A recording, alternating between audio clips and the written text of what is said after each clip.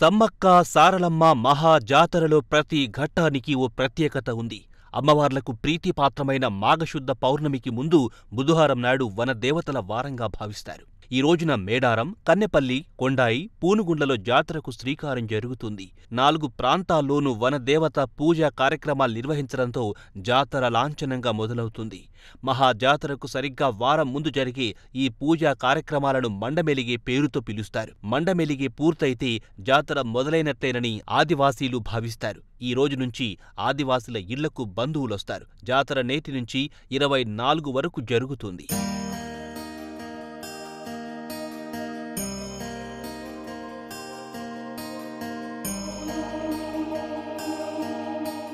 ప్రపంచంలోనే అతిపెద్ద గిరిజన జాతరగా మేడారం జాతరకు పేరుంది. 2 ఏళ్లకోసారి జరిగే ఈ జాతరకు ప్రతిసారి కోట్లాది సంఖ్యలో భక్తులు హాజరవుతూ ఉంటారు.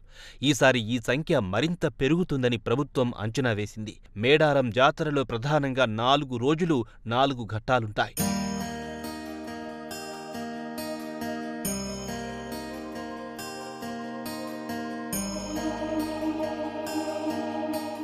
కన్నెపల్లి నుంచి సారాలమ్మను తీసుకురావడంతో జాతర ఊపందుకుంటుంది.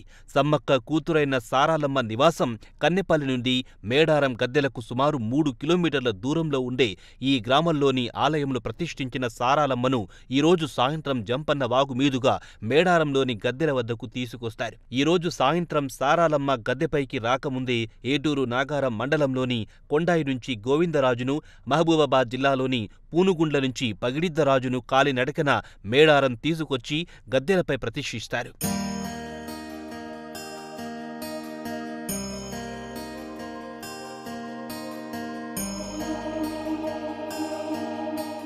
ప్రతి 2 ఏళ్లకోసారి మేడారం జాతరను మాఘమాసంలో పౌర్ణమి సమయాన జరుపుతారు. ఈ మహా జాతర గిరిజన సంస్కృతి సాంప్రదాయాల మధ్య జరుగుతుంది.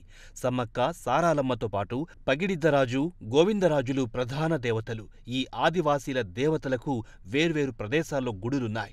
జాతర సందర్భంగా వీరంతా మేడారానికి చేరుకుంటారు. సమ్మక్క ప్రధాన ఆలయం మేడారంలోనే ఉంది. 1946కు పూర్వం సమ్మక్క ప్రధాన ఆలయం ఎస్ఎస్ తాడ్వాయ్ మండలం బయ్యక్కపేటలో ఉండేది. ప్రతి 2 ఏళ్లకోసారి అక్కడ జాతర జరిగేది. కరువు కారణంగా జాతర నిర్వహించలేని పరిస్థితి ఎదురైతే జాతరను మేడారానికి తరలించారు. ఇక్కడే సమ్మక్కకు ఆలయం నిర్మించారు. బయ్యక్కపేటకు చెందిన చందా వంశీయులు సమ్మక్కను తమ ఇంటి ఆడపడుచుగా భావిస్తారు.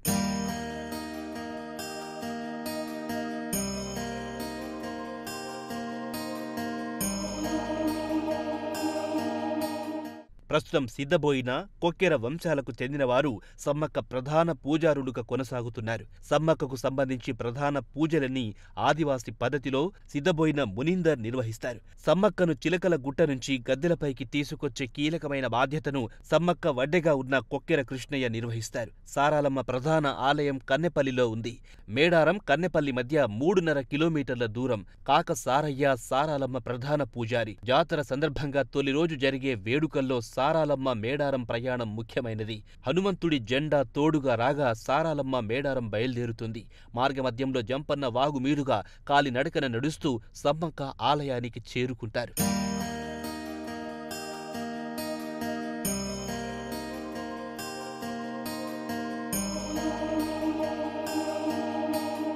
సమ్మక్క భర్తైన పగిడిద్దరాజు ఆలయం మహబూబాబాద్ జిల్లా గంగారం మండలం పూనుగోండ్లలో ఉంది. పెనుక బుచ్చిరామయ్య పగిడిద్దరాజు ప్రధాన పూజారి. పగిడిద్దరాజు అల్లుడైన గోవిందరాజుల ఆలయం ములుగు జిల్లా ఏటూరు నాగారం మండలం కొండాయి గ్రామంలో ఉంది. గోవిందరాజుల ప్రధాన పూజారి దబ్బగట్ల గోవర్ధన్. మేడారం, కొండాయి మధ్య 15 కిలోమీటర్ల దూరం ఉంటుంది.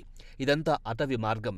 జాతర జరిగే మొదటి రోజు ఉదయం నుంచి కొండాయిలో ప్రత్యేక పూజలు నిర్వహించి సాయంత్రం పడిగే రూపంలో గోవిందరాజు తీసుకుని మేడారం బయలుదేరుతారు.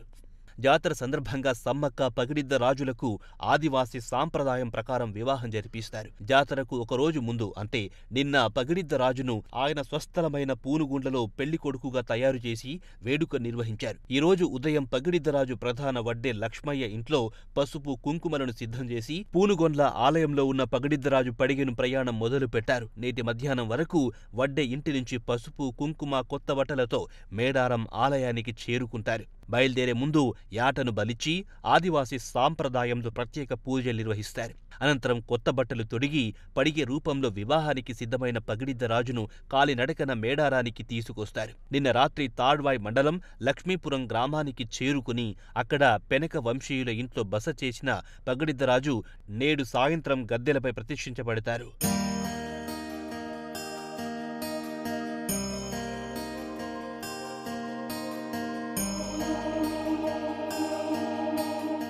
జాతరలో 4 రోజులు కీలకమైనవి. ప్రస్తుత జాతర ఈ రోజు ప్రారంభమవుతుంది. మొదటి రోజు బుధవారం కన్నెపల్లి నుంచి సారాలమ్మ గద్దెపైకి చేరుతుంది. అదే రోజు రాత్రి పూనుగొండ్ల నుంచి మేడారానికి చేరుకున్న పగిడిద్దరాజు, కొండాయి నుంచి గోవిందరాజులు గద్దెపైకి చేరుకుంటారు. దీంతో మహాజాతర లాంఛనంగా ప్రారంభమవుతుంది.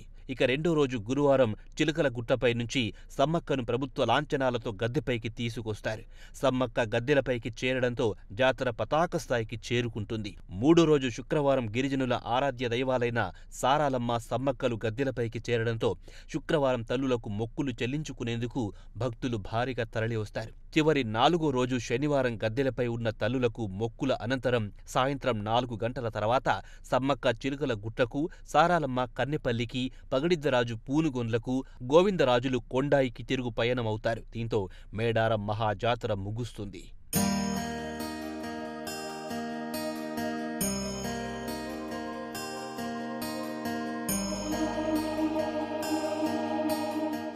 మేడారం మహాజాతరకొచ్చే భక్తులు జంపన్న వాగులో పుణ్యస్నానాలు ఆచరిస్తారు.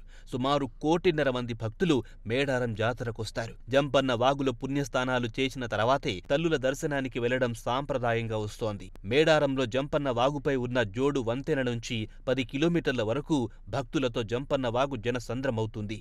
మేడారం, నార్లాపూర్, ఊరట్టం, కన్నెపల్లి, కాల్వపల్లి, రెడ్డిగూడెం ప్రాంతాలన్నీ కూడా జంపన్న వాగు సమీపంలో ఉండడంతో ఇక్కడ పుణ్యస్నానాలు చేసేందుకు భక్తులు క్యూ కడతారు. ఇసుక వేస్తే రాలనంతగా జనంతో జంపన్న వాగు ప్రయాగ్ రాజ్లోని గంగా, యమున నదుల్లో జరిగే కుంభమేళాను తలపిస్తోంది. దీంతో తెలంగాణ కుంభమేళాగా మేడారం జాతరను పిలుస్తున్నారు.